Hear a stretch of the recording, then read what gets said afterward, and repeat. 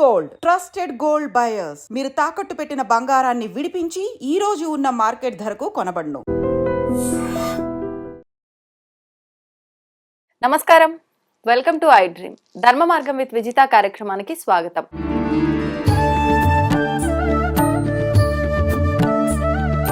ప్రస్తుతం మనతో పాటు ఉన్నారు ప్రముఖులు శివరుద్ర సాధువు గారు. ఇప్పుడు వారితో మాట్లాడి మరిన్ని విషయాలు తెలుసుకునే ప్రయత్నం చేద్దాం. నమస్కారం అండి. నమస్కారం తల్లి.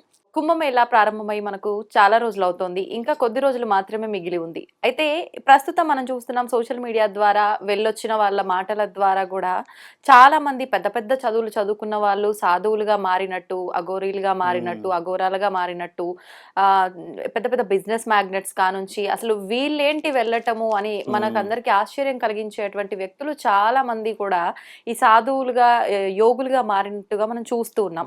నిజంగా ఇలాంటి వారందరూ ఉన్నారా? ఇంకొకటి, మనకి ఏదైనా సోషల్ మీడియాలో వచ్చిందంటే ఇందులో వాస్తవం ఎంత ఉందో అవాస్తవం ఎంత ఉందో అనే ఒక ధోరణిలోకి వెళ్ళిపోతున్నాము. నిజంగా ఇదంతా వాస్తవం అంటారా? మీరు కూడా కుంభమేళాకు వెళ్ళి అక్కడ ఒక 5-6 రోజులు ఉండి రావటం కూడా జరిగింది కదా, దాని గురించి చెప్పండి గురుగారు. మొన్న ఈ మధ్య అంటే మీరు అన్నది త్రివేణి సంగమం అన్న విషయమే మాట్లాడతాం మనం. ఇంకోటి ముచ్చటైన విషయం ఏంటంటే అమ్మా, మనకి పౌర్ణమి తర్వాత తెలంగాణ పుష్కరాలు ఉన్నాయి.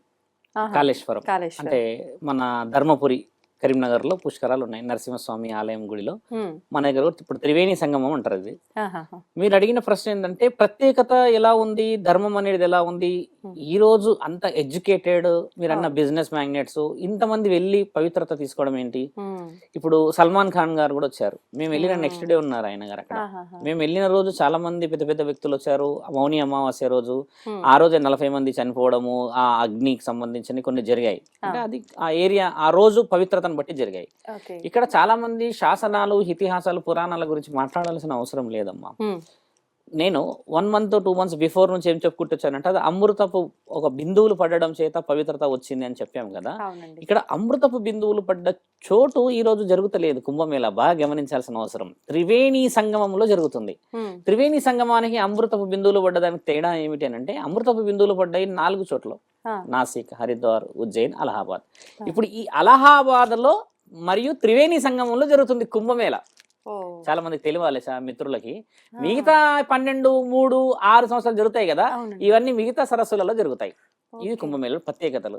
ఒక త్రివేణి సంగమానికి ప్రత్యేకత ఎందుకు ఉందనంటే అమ్మ, ఇతిహాస పురాణాలలో ఏం రాస్తుందంటే మానవ శరీరం అనేది ఒక రోజు ఇక్కడ గడిపినట్టుగా 12 నెలలు గడుపుతాయి. అంటే మనము 1 year అమ్మ, క్యాలెండర్ టు క్యాలెండర్ 1 year.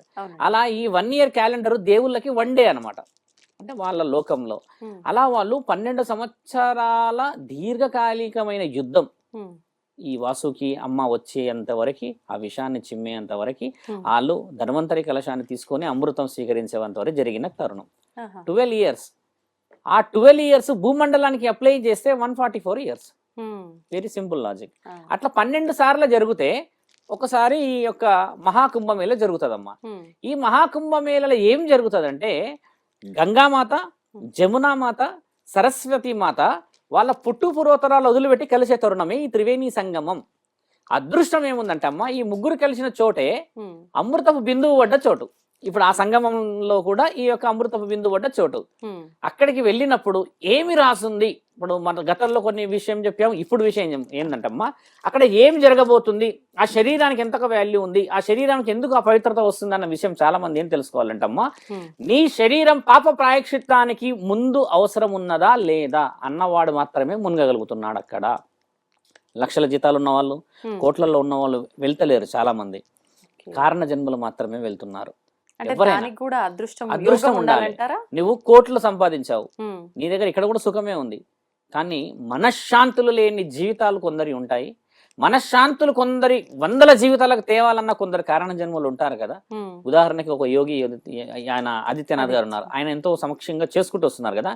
ఇలాంటి వాళ్ళని పరమాత్ముడు అక్కడ గంగా త్రివేణి సంగమంలో ఆయన గారు తెచ్చుకుంటారు, వాళ్ళ యొక్క పవిత్రతని చాటడానికి. ఒకటైతే రెండవదమ్మా, త్రివేణి సంగమంలో మునిగినా, నువ్వు ఈ అమృతపు బిందువులు ఎక్కడెక్కడ పడినా మునిగినా కూడా శరీరమే శుద్ధం చేయబడుతుంది, కానీ మనస్సు, అంతరాత్మ, ఆత్మ కాదు.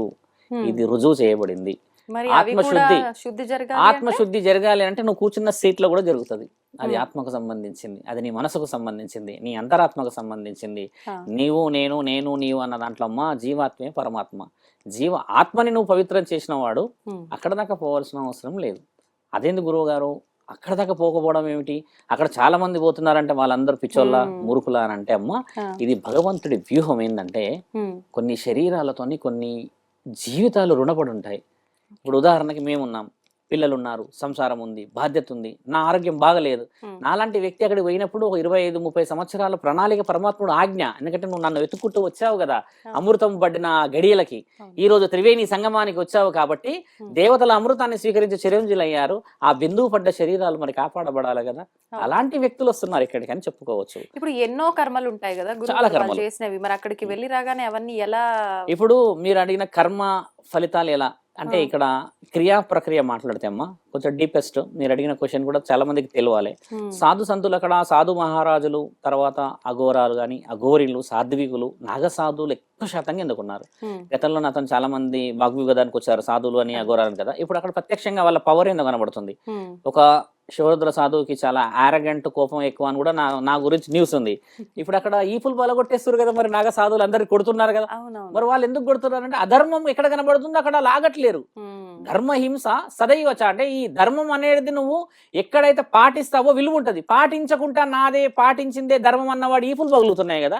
కొట్టడం అనేదో తిట్టడం అనేది వాళ్ళు ధర్మాన్ని కాపాడడానికి చేస్తున్నారు.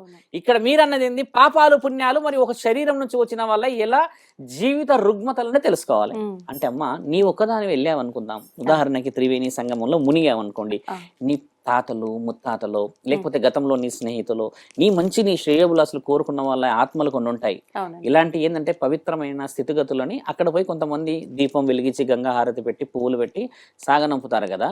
ఈ గురువులు వచ్చిన వాళ్ళకి మర్యాద చేసుకొస్తారు. ఎలా మర్యాద చేస్తారు, దేవుడు ప్రత్యక్షంగా చూసే అవకాశం ఇచ్చాడు అక్కడ. మనము గతంలో ఏం చెప్పామంటమ్మా, మీరే నన్ను అడిగారు ఫస్ట్ ఇంటర్వ్యూ మహాలయ పక్షాల గురించి మాట్లాడాం మనం. ఏమన్నాం అప్పుడు అంటే ఇది ఒక అపాస్టప్ అమ్మా, ఈ సంవత్సరంలో ఒక 6 రోజులు 7 రోజులు 15 రోజులు ఇస్తారన్నాం కదా. అలాగా పరమాత్ముడు ఈ సాధు సంతులను అక్కడ పెట్టడానికి గల ముఖ్యమైన కారణం ఏంటంటే నా భక్తులు అక్కడికి వస్తారు, నేను ఉన్నానని నేను లేనని అసలు నా గురించి అసలు ప్రస్తావనే లేకుండా బతుకుతున్న సమాజంలో మీరు కనబడుతున్న వాళ్ళు ప్రత్యక్షంగా దేవుళ్ళే. కాబట్టి మీ ద్వారా నా దగ్గరికి చేరాల్సిన పవిత్రమైన ఆత్మలని స్వీకరించండి అంటే రుగ్మతలు కొన్ని ఎలా ఉంటాయంటమ్మా, నీవు శరీరంతో వెళ్ళి అక్కడ గంగా స్నానం 3 సార్లు మునిగి లేసారే అనుకోండి, లేచిన ఆ తరుణంలో నీ శరీరంకి పట్టిన ఈ అపవిత్రమైన అశాంతిని తీసేసుకోవడానికి కోసం ఉన్నారు వాళ్ళు అక్కడ 47 రోజులు 45 రోజులు ఉండడం ముఖ్య కారణం అది. వాళ్ళు ఎవరితో మాట్లాడతలేరు మీరు గమనించండి, మన వాళ్ళే వెళ్తున్నారు న్యూస్ కానీ వాళ్ళు వచ్చేది ఎక్కడ ఇంటర్వ్యూస్ ఇవ్వట్లేరు. వాళ్ళు ఏం చేస్తున్నారంటే అమ్మ ఒక హోమగుండం పెట్టుకొని అగ్నిహోత్రం రుద్రయాగం చేస్తూ ఉన్నారు కంటిన్యూగా. మన వాళ్ళు వెళ్ళి విభూతి పెట్టుకోవడం ఆశీర్వాదం తీసుకొని వచ్చడం ఇదే జరుగుతుంది. వాళ్ళు హోమం చేయాల్సిన అవసరం ఏముంది ఆ పవిత్రమైన స్థలంలో. అంటే పరమాత్ముడు లోక కళ్యాణాన్ని ఈ విధంగా స్వీకరించండి, ఈ విధంగా వచ్చిన నా బిడ్డలు అంటే నా ఆత్మలు నా అంతరాత్మలు అని చెప్పేసి కుటుంబం డబ్బులు ఆస్తి అంతస్తులని ఎన్నో విలువలను కోల్పోయిన శరీరాలు ఇక్కడికి అలసిపోయి వచ్చినప్పుడు వారికి ఊరట కలిగించడానికి మొదట ఆస్తి అంతస్తులు అస్త్రం వస్త్రం మీరే. ఆయన గారి గురువు తల్లి నాగసాధువులు అఘోరాలు వీళ్ళందరూ అక్కడ ఉండి ఏం చేస్తారంటమ్మా, నీకు తెలియకుండా నిన్ను ప్రొటెక్ట్ చేసి పంపిస్తున్నారు అక్కడి నుంచి. వాళ్ళు ఎలా ప్రొటెక్ట్ చేయగలుగుతారు? చాలా మంది 45 రోజులు ఉన్నారే. ఈ క్వశ్చన్ ఏ మీడియా అడగట్లేదు, ఎందుకంటే మీడియాకి కావాల్సిందల్లా ఆయన వేసుకున్న విభూది, ఆయన వేసుకున్న జుట్టు, ఆ రుద్రాక్షలు ఇవే కావాలి. కానీ అసలు ఏమి జరుగుతుంది ఒక మానవ శరీరం ఇక్కడ మునిగిన తర్వాత, ఆ పవిత్రత ఎందుకు వస్తుంది, మరి ఇల్లు ఎలా బాగుపడుతుంది అని అడిగితే అమ్మా ఏకదాటిగా 100 మంది చెప్తారు ఆ ప్రశ్న. లోక కళ్యాణం కోసం చేస్తున్నాము, ఇందులో ఈ విషయాలు ఉన్నాయి, ఇందులో ఈ వివరణలు ఉన్నాయి. అంతెందుకమ్మా అక్కడ కాశీ నుంచి ఒక అఘోర్యాలు వచ్చారు, తెలుగు వాళ్ళంట, వాళ్ళు ఇక్కడ నెల్లూరు ఏడు ప్రాంతంలో బతికిపోయిన వాళ్ళే.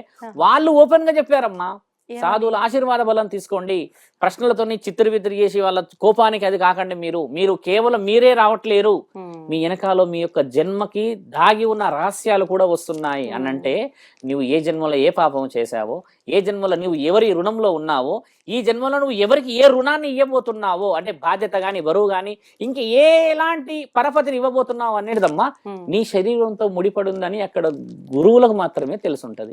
అందుకని వాళ్ళు ఏం చేస్తారు, ఎంత మంది వచ్చి ఎన్ని ఇబ్బందులు పెట్టినా వాళ్ళ సహనం ఇంతవరకు కోల్పోలేరు. వాళ్ళ గురు లక్షణాలు మనం తెలుసుకోవాల్సింది ఏంటంటమ్మా, ఆశీర్వాద బలం నా తర్వాత బాగుండాలి, భవిష్యత్తు బాగుండాలి అన్న వాళ్ళందరికీ ఆశీర్వాదం ఇచ్చారు ఇప్పుడు వాళ్ళు. నిజంగా మీరు అన్నట్టుగా నిజమైన గురువులు సాధువులు అయితే అంత సహనంతో ఓపిగ్గా మనం ఎంత విసిగించినా కూడా వాళ్ళు ఏ మాత్రం కూడా చలించకుండా వాళ్ళ యాగాలు వాళ్ళ పూజల్లో వాళ్ళ ధ్యానాల్లో వాళ్ళు ఉండిపోతారు.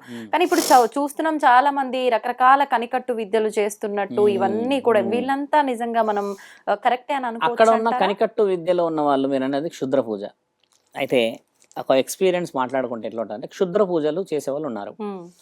క్షుద్ర పూజలు చేసేవాళ్ళు త్రివేణి సంగమం మొత్తంలో మీరు ఎతికినా దొరకరు. ఒక ఎలా అంటమ్మా, ఒక గ్యారంటీగా మాట్లాడచ్చు. ఎందుకంటే అక్కడికి క్షుద్ర పూజలు చేసే వాళ్ళు రాలేరు. ఎందుకు రాలేరంటే క్షుద్ర పూజ అనేది ఆత్మలని పట్టుకోవడం. ఆత్మలని పట్టుకోవడం అమ్మా, బాగా గమనించండి. ఆత్మలను పట్టుకోవడం అంటే ఒకటి ముళ్ళ కంచె వేసో, లేకపోతే ఏదైనా ఫెన్సింగ్ వేసో, లేకపోతే ఏదో డబ్బా లాంటిదో సీసా లాంటిదో బందీ చేయడం. పట్టుకోవడం అంటే ఇది. ఆత్మలని విడుదల చేయడం అని అంటే ఆల్రెడీ పట్టి పీడిస్తున్న వాళ్ళని వదిలించడం. ఈ పట్టి పీడిస్తున్న వాళ్ళని వదిలించడం అనేది పరమాత్ముడు మాత్రమే చేయగలడు. బందీ చేసేవాడు అక్కడికి రాలేడు, ఎందుకంటే అది పవిత్రమైన గంగా స్నానాలు. ఇక్కడ కొంతమంది మీరు కనబడ్డట్టుగా ఇలాంటి వాళ్ళు మారువేషంలో తిరుగుతున్నారు. అక్కడ మారువేషంలో తిరుగుతున్న వాళ్ళది మన ఛానల్లో 10% చూపిస్తున్నారు. 90% వాళ్ళ ఈపులు మామూలుగా పగులుతలేవు. అక్కడ పెద్ద పెద్ద గొడవలు. నిన్నగాక మొన్న చూసిన ఇన్ఫర్మేషన్ ఏంది, ఆ చికెన్ వండుకుంటున్నారు వాళ్ళు. అక్కడ వండుకుంటుంటే సాధు వచ్చి ఆ చికెన్ కిందికి అలా పడేసేసి, ఆయన పెద్ద కర్రకి ఇట్లా ఒక వెపన్ ఉంది, చాలా షార్ప్ వెపన్, గండ్రగొడ్డెల్ లాగా ఉంది. దాన్ని తీసుకొని తలలు మొత్తం నరకేయడానికి ఉరికాడు ఆయన. అందరు పట్టారు ఆయనని. ఇక్కడ ఇంత పవిత్రం ఉన్న దగ్గర నువ్వు చికెన్ వండుతావా అని శాస్త్ర గ్రంథంలో కొంచెం వెనక్కి వెళ్ళి చూస్తే మాంసాహారం తింటారు మరి సాధువులు, నాగ సాధువులు, అఘోరాలు. ఎందుకు అక్కడ యాక్సెప్ట్ చేయట్లేదు? అంటే పవిత్రమైన స్థలములో పవిత్రమైన పనులు చేయాలి, కానీ అపవిత్రమైన పనులు చేయడానికి ఎలా నీకు అర్హత ఉన్నది అనేది వెరీ సింపుల్ ఎగ్జాంపుల్. అక్కడ అలాంటి దాన్ని వాళ్ళు ఎందుకు రిజెక్ట్ చేశారు? తినొచ్చు కదా. మాంసాహారం మనిషిదే తిన్నవాడికి చికెన్ పెద్ద మ్యాటర్ కాదు కదమ్మా. అంటే వాళ్ళు ఎంత నియమాల్లో ఉన్నారు అనేది గమనించాల్సింది ఈ సమాజం ముఖ్యంగా. తిన్నప్పటికీ అది వాళ్ళు మామూలుగా అక్కడ తినాలా వద్దా అనేది చూసుకోవాలి. ఇప్పుడు ఏంటంటే ఆ ప్రాంతం చాలా ముఖ్యమైనది తల్లి. చాలా మంది కూడా అదే అంటారు. అఘోరాల గురించి ఏం చెప్తారంటమ్మా, శారీరకమైన సంభోగం చేసేస్తారు, శవాలతోని వీళ్ళు ఈ తాంత్రికమైన సుఖం పొందుతారు అని ఒకటంటే, ఇంకోటి ఏమంటారంటే ఈ శరీరాలని ముక్కలు ముక్కలుగా చేసేసుకొని పిక్కు తింటారు అని రాసి ఉన్నది. ఇప్పుడు పిక్కు తినడం అనేది ఏంటంటే అమ్మా, ఈ యొక్క పక్షులు తర్వాత జంతువులు మాత్రమే చేస్తాయి. ఇట్లా కలుపుకొని తినడమే మానవుడికి అలవాటు. కలుపుకొని తినడానికి పిక్కు తినడానికి అలవాటు ఏముందంట, మార్పు ఏముందంటమ్మా, చేతులు ఉన్నవాడు కలుపుకొని తింటాడు, దాన్ని నోట్లో పెట్టుకొని తింటాడు. చేతులు లేనివాడే పిక్కు తింటాడు. ఇంత తెలివి లేని ఆలోచనలు ఉన్నది ఈ సొసైటీ. అఘోరాలు పిక్కు తింటున్నారా అంటే, మరి అఘోరాలకు చేతులు లేవా అమ్మా? ఆయుధాలు ఉన్నాయి, అన్ని ఉన్నాయి వాళ్ళకి. నాకు నడుముకున్నట్టే అన్ని ఆయుధాలు ఉన్నాయి. ఒక డీసెంట్ గా ఒక కల్చర్ ఉన్నారుగా, మరి అఘోరాలు తింటలేరేంది అక్కడ? మరి తినాలి. మరి నిప్పు లేదే పొగ రాదు అంటారు కదా, నిజంగా అది వాస్తవం కానప్పుడు అసలు ఎందుకు వచ్చిందంటారు ఆ ఆలోచన బయటికి? ఇప్పుడు అఘోరాలు పీక్కు తినటం ఈ టాపిక్ అలా ఉండదు. మీరు అన్న ఈ వర్షన్ ఎలా వచ్చిందంటమ్మా, మీరు అడిగింది క్షుద్ర శక్తులు చేసే వాళ్ళు ఉంటారు. మీకు ఇంకోటి అడిగారు కూడా నేను చెప్తున్నాను. శవం మీద పడుకుంటారు కదా మనుషులు. ఇప్పుడు ఇక్కడ మనం చూస్తే కొంతమంది కూర్చొని గురువులు ఇలా కళ్ళు మూసుకొని శవం మీద కూర్చుంటారు. దీని అర్థం ఏం తెలుసా అమ్మా? ఇది కొంచెం డీప్ అయినా కూడా నేను చెప్తాను. ఒక ఆత్మ శరీరాన్ని వదిలిపెట్టిన తర్వాత అమ్మ, ఈ దహన కార్యక్రమాలు కానీ పూడ్చే కార్యక్రమాలు కానీ అయ్యేంత వరకు ఈ ఆత్మ జస్ట్ ఓన్లీ 3 meters లోపే ఉంటది. ఇది రుజువు చేయబడిన శాస్త్రం మన దగ్గర, గరుడ పురాణం ఉంది. ఇప్పుడు ఇలా ఉన్న వ్యక్తి ఈ చుట్టుపక్కే ఉంటాడు అనమాట. ఇంకా ఆయనని ఆధీనం చేసుకోవడానికి కూర్చుంటారు వీళ్ళు. ఎవరు కూర్చుంటారు? క్షుద్ర పూజ శక్తులు సంపాదించడానికి. అసలైన అఘోరాలు, నాగసాధులు ఏం చేస్తారంటే, ఆ వచ్చిన ఆత్మని పవిత్రంగా స్వీకరించేసి పాపపు పుణ్యాలు, నీ యొక్క కర్మలని నీ ఎడమ చేత, అంటే where we see the pulse, ఎక్కువ శాతం చూస్తారు కదా ఇలా, ఇది పట్టుకుంటారు తల్లి. ఇట్లా శవం యొక్క చేతు, శవం నాడి చూస్తారు. ఇలా పట్టి చూసినప్పుడు ఆ ఆత్మ వాళ్ళకి కనబడుతుంది. ఇలాగా ఏం జరిగిందో తెలుసు, కానీ అప్పటికే వాళ్ళది ఆగిపోతుంది, కానీ అలా ఉండదు. మీకు గమనించాల్సిన విషయం ఏంటంటమ్మా, ఒక శరీరం వదిలిపెట్టిన తర్వాత మనిషి 24 గంటల తర్వాత లోపల నుంచి కొన్ని ఆర్గాన్స్ అన్ని డిఫెక్ట్ అవుతూ వస్తూ ఉంటాయి. ఫస్ట్ ఐస్ ఫ్రీజ్ అయ్యి, బ్లడ్ ఫ్రీ, ఇట్లా కొన్ని ఉంటాయి కదా.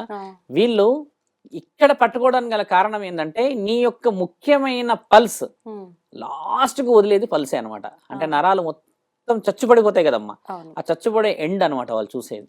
చూసినప్పుడు ఇలా పట్టుకున్నప్పుడు ఊరికే నువ్వు నేను చూస్తే వచ్చేది కాదు కదా తల్లి. ఆయన ఒక గురు సాధకుడు, ఆయన ఒక అఘోరా సాధకుడు, ఆయన ఒక నాగ సాధకుడు, ఆయన పరమశివుడిని మెప్పించి భిక్ష చేస్తూ సమాజ శ్రేయస్సు కోసం ఆయన జీవితాన్ని అర్పించిన మహానీయుడికి కనబడకపోతే మరి ఎవరికి కనబడుతుంది? ఇది కూడా ఆలోచించాలా వద్దా? ఇప్పుడు నీవు నేను గుడిలోకి వెళ్ళేసి పూజ చేయగలమా? చేయగలం. మంత్రాలు చదవగలమా? చదవగలం. అంటే ఎవరికి కానీ తోచిన విధంగా ఆ తండ్రి ఆ మంత్రాలు ఆయన పురోహితుడు ద్వారానే వినగలడు. నీ భక్తిని చూడగలడు తండ్రి. అంతే. ఈ తరుణం ఎందుకు తెలుసుకోదు సమాజం? ఉమ్, అందుకని ఆయన చూసి ఏం చెప్తాడు, ఏం చేయాలో. ఆత్మ శాంతించలేదని చెప్పగలుగుతాడు. ఉమ్, ఆత్మకి ఏదో కోరిక ఉందని చెప్పగలుగుతాడు. ఉమ్, అమ్మ ఆత్మ లేదు వెళ్ళిపోయిందని చెప్పగలుగుతాడు. మీరు దానికి కావాల్సిన ఈ పూజలు చేయండి అని చెప్తారు. ఇవన్నీ చేస్తున్నారమ్మా అక్కడ వాళ్ళంతా. మిమ్మల్ని ప్రశాంతత చేసే లోక కళ్యాణం చేస్తున్నారు కూర్చొని కదా. ఈ అంతరార్థం ఈ ఛానల్ వాళ్ళు కూడా అడగరు. ఎందుకు అడగరనంటే అక్కడ మునుగుడు తర్వాత మోనాలిసా మాత్రమే కనబడింది అందరికి. ఆ మోనాలిసా పాప ఏం చేసిందో ఆవిడ ఏం చేశారు చూసారుగా. ఇంకొక ఆవిడ హోస్ట్ హర్ష ఆవిడ కనబడింది. ఉమ్, ఈ ఎర్రగా బుర్రగా ఉన్న వాళ్ళందరినీ పట్టేసుకున్నాడు తప్పితే శాస్త్రం ఏది, శాస్త్రీయత ఏంది, గ్రంథం వెళ్ళిన ఏంది, పనేంటి? మనకు కావాల్సినది పరిణామాలు ఏంది, పవిత్రత అడుగుతలేరే. అవును. ఎందుకు అడుగుతలేరు అని అంటే అలాంటి అడిగితే ఉమ్, మీరు అన్నట్టుగా వ్యూస్ రావు. ఉమ్, ఈ చూడాల్సిన కళ్ళు, ఏ పిల్లి కళ్ళు పాము కళ్ళు ఉన్న వాళ్ళు హైదరాబాద్ లో లేరా అమ్మ? ఉన్నారు. ఈ భూమండలం మొత్తంలో లేరా? ఉమ్, ఎంతమంది లేరు? అవును. ఆవిడ దగ్గర ఎందుకు పోయి చూస్తున్నారు అలాగా? ఉమ్, నన్ను అడిగితే నేను చెప్పిన గత ఇంటర్వ్యూలో కూడా ఎవరైతే బాగా అందంగా కనబడుతున్నారో ఉమ్, ఆ ప్రాంతంలో వాళ్ళని దేవతల్లాగా ఎందుకు స్వీకరిస్తలేం మనం? అంటే మన కళ్ళు కామంతో, మన కళ్ళు ఆలోచనతో ఉన్నాయి కాబట్టి ఏమని ఆలోచించాలి? 144 సంవత్సరాలకు వచ్చే, అంటే ఒక మనిషి 3 తరాలకు ఒకసారి వచ్చే మహా కుంభమేళ అది. అలాంటి కుంభమేళలో అంత చక్కగా చూడముచ్చటగా ఉండి రుద్రాక్షలు అమ్ముతున్న ఆ స్త్రీ పరమాత్ముడి ఆజ్ఞలేని నమ్ముతుందా? అంటే దేవాది దేవతలు అలాంటి వాళ్ళు ఇంకా బ్రతుకున్నారు పుణ్యంగా అని చెప్పేసిన వాళ్ళ కాళ్ళు మొక్కో లేకపోతే వాళ్ళ ఆశీర్వాదం తీసుకొని అమ్మ ఇలాంటి వాళ్ళని కూడా చూసే భాగ్యం ఉంటుందా? ఇలాంటి మహామేళలు అనేవాడు ఒక్కడు లేడు అక్కడ. ఉమ్, దేవతల్లా కనబడ్డారమ్మా ఇంత కుంభమేళలో మీరు అన్నవాడు ఉన్నాడా? आपके आंख कैसे है, आप कैसे चल रहे, అంత రుద్రాక్ష గొప్ప కితే బేచ్ మనసు రहे ఉండుంటే ఇప్పుడు ఈ లేదు. అరాచకాలు జరుగుండేవే అందుకే కాదు. ఇంకా కుంభమేళ జరుగుతుంది. ఆ పవిత్రకు అందుకే పునుగుతున్నారు. నీకు అది తెలిసే వరకే ఆ గంగ పొంగుతూనే ఉంటది. ఆ, అలా పొంగి ఆగిపోవాలన్నప్పుడు నీ మనసు ఆగిపోవాలమ్మా కోరికలతో. కోరిక. అంత సులభంగా రాసింది కాదు గ్రంథాలు. ఉమ్, ఆ నాగసాధువులలో చిన్న చిన్న వాళ్ళనే చూసాం మనం. అవును. అసలైన దిగ్గజాలను ఇంకా చూడలేం. వాళ్ళు బయటికి రాలేకపోతున్నారు మనం ఇప్పుడు అడిగే ప్రశ్నలకి. ఆ, ఈ ప్రముఖ హీరోయిన్లు ఉమ్, చాలా అవునవును. ఫేమస్ ఉన్న వాళ్ళు కూడా ఇలా ఉమ్, సాధువులుగా మారిపోయిన వాళ్ళని ఉమ్, మనం చూస్తున్నాం కుంభమేళాకు వచ్చినట్టుగా. ఎందుకని అంటే ఒక హోదా ఉండి అన్నీ ఉండి అవన్నీ వదిలిపెట్టుకొని ఎందుకు ఈ సాధువుగా మారటానికి కారణం ఏంటంటారు?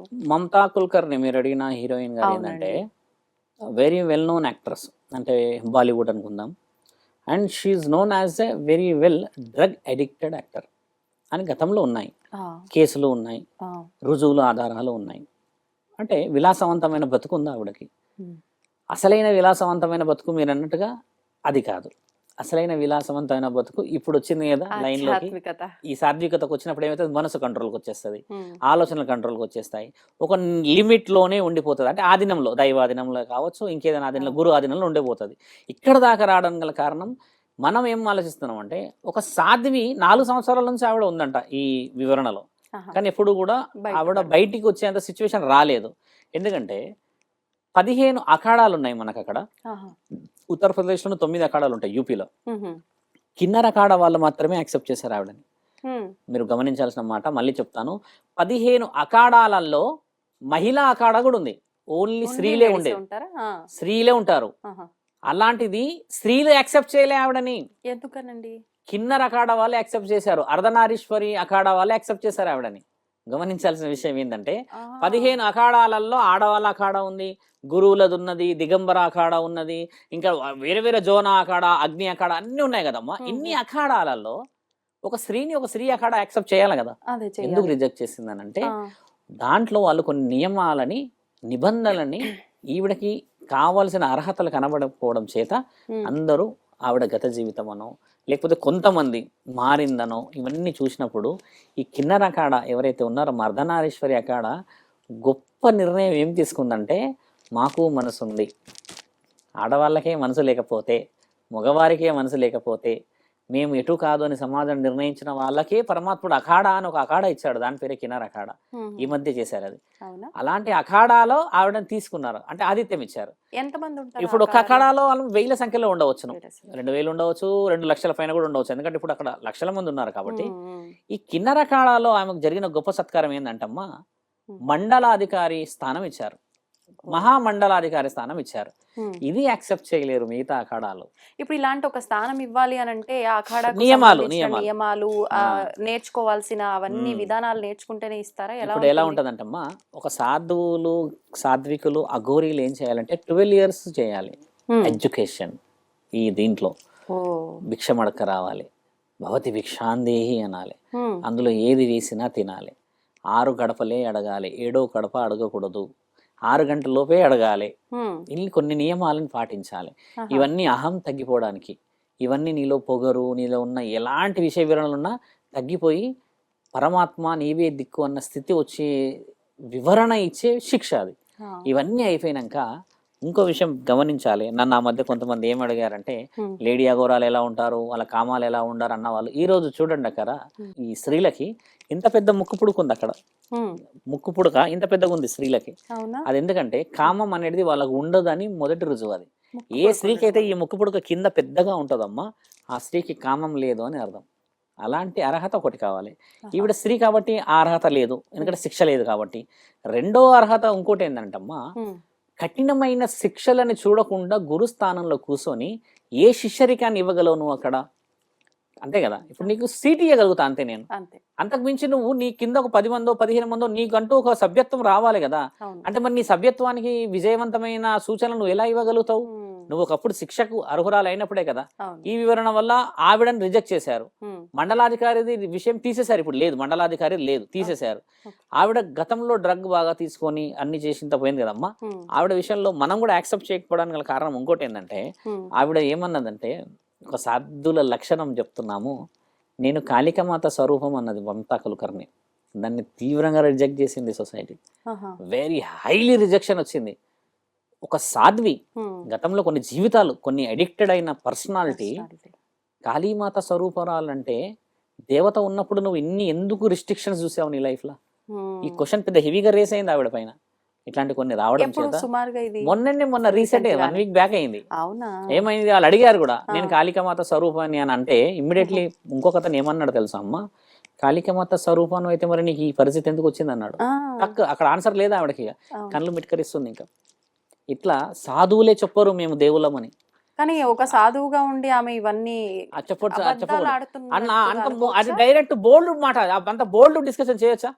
ఇప్పుడు నేను కాళికామాత స్వరూపాన్ని అని అనడం వేరు, నేను కాళికామాతకి కట్టు భక్తురాలు, లేకపోతే నేను బానిసని, అమ్మే నాకు సర్వస్వం అనడం వేరు కదమ్మా. అలా అనడం అనేది కొన్ని రిజెక్షన్స్ రావడం జరిగింది. ఇప్పుడు అంటే ఆమె మాట అనే విధానంలో తప్పు దొర్లిందంటారా, లేకపోతే లేదు తప్పు దొరలేదు, అది తెలివిగా అన్న విషయమే. నేను అన్నది ఏంటంటమ్మా, కాషాయం బట్టలు వేసుకున్నంత మాత్రాన దైవ స్వరూపం కాం. బాగా గుర్తుపెట్టుకోండి. రోడ్డు పైన భిక్ష అడుక్కునేవాడు కూడా అనర్గళంగా మన యొక్క వేద పఠనాన్ని చెప్పగలడు. అలాంటి వాడు దేవుడు కాలేడు, అలాంటి వాడు గురువు కాలేడు. గురువు కావాలన్నా, గురు సాధన సాధించాలన్నమ్మా, మహాముక్కంటి అనుమతి అవసరం. ఆ నాలికకే సమాజంలో విలువ ఉంది. మీరు నేను ముఖ్యమంత్రి ఎందుకు కాలేం? ఆ మాట ఆలోచించండి. Why we are not principal to the some colleges ఎందుకు కాలేమంటే, దానికి నిర్ణయాలు పరమాత్ముడు చేస్తాడు. ఎవడు రథాన్ని నడపాలి, ఎవడు రథం మీద కూర్చోవాలి, రథసారథి జగదేక వీరుడు ఆయనే ఉన్నాడు కదమ్మా. ఇప్పుడు శ్రీకృష్ణుడు ఎన్ని చెప్పలేడు, శ్రీకృష్ణుడు లాంటి వాడే మహాభారత యుద్ధాన్ని ఆపలేకపోయిండమ్మా దేవుడు. కానీ విజయం ఇచ్చాడుగా. 5 పాండవులు ఉన్నారు, 100 మంది కౌరవులు ఉన్నారు. మరి 5గురిని 100 మంది ఎగబడి చింతపండు చేయొచ్చు కదా. ఎందుకు చేయలేకపోయారంటే, వీళ్ళ వైపు ధర్మం ఉంది, దేవుడు ఉన్నాడు. అలాంటప్పుడు విజయం ధర్మం వైపే రావాలని నిర్ణయం కూడా పరమాత్ముడే చేయాల్సి వస్తుంది. ఇప్పుడు కాషాయం వేసుకున్నావు కదా, నువ్వు శిక్ష తీసుకోవాల్సిన సమయం. ఇప్పుడు ఆవిడకి అసలైన పరీక్ష.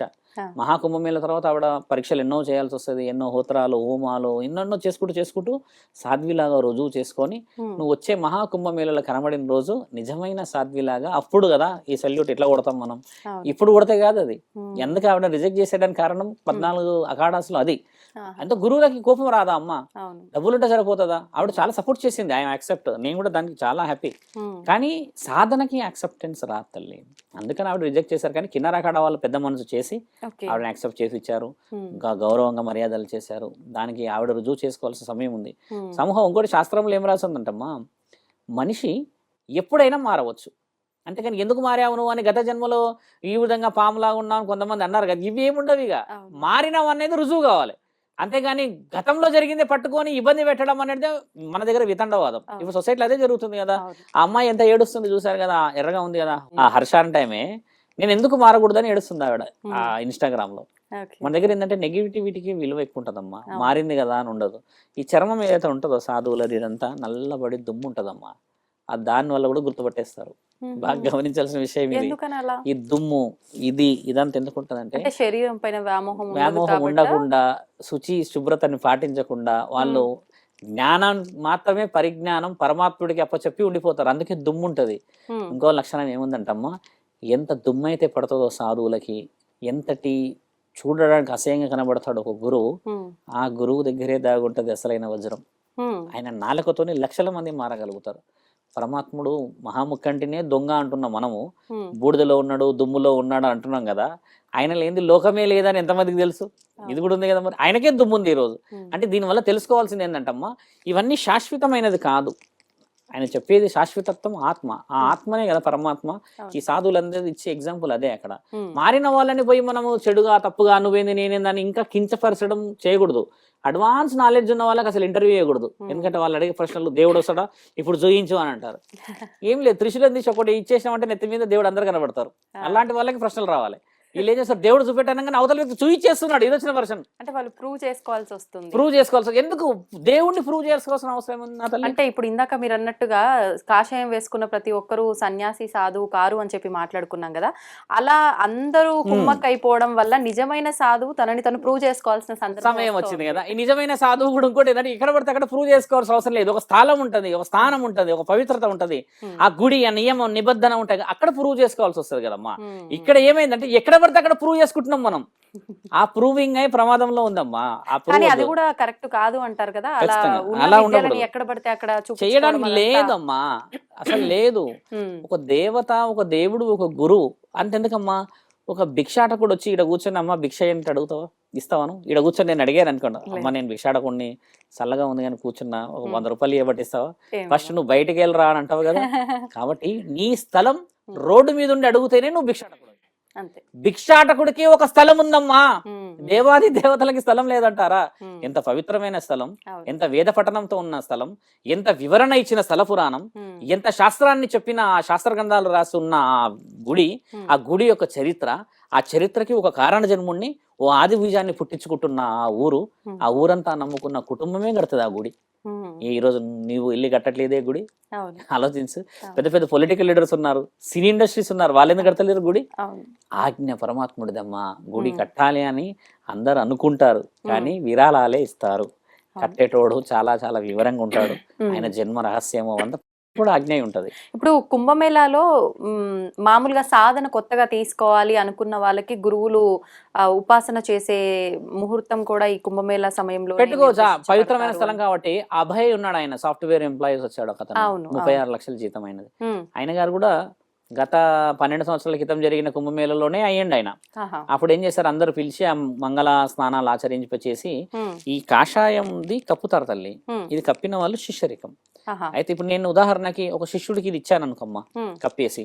కప్పిన తర్వాత దానికి ఒక సర్టెన్ ఇయర్స్ ఫిక్సింగ్ ఉంటది అనమాట. మళ్ళీ ఈ పవిత్రమైన స్నానం అప్పుడే నీవు ఈ దుస్తువులు మార్చాలి. ఈ దుస్తువులు మళ్ళీ ఇందులో అమ్మ ఒకే లైన్లో ఉండదు. పోలీస్ అధికారులను చూసారుగా మీరు, constable, head constable, SI, ASI, ఇట్లా కొన్ని స్టార్స్ పెరుగుతుంటాయి కదా. గురువులది కూడా అదే యాజ్ ఇట్ ఈస్. కానీ అది కనిపెట్టాలంటే నువ్వు ఫస్ట్ ఆయన ఆధీనంలో ఉంటేనే కనిపెడతావు. కళ్ళు ప్రపంచాన్ని వెళ్తాయమ్మా గురువులకి. మీరు అన్నట్టుగా ఆయుధాలు ఇవన్నీ కాదు.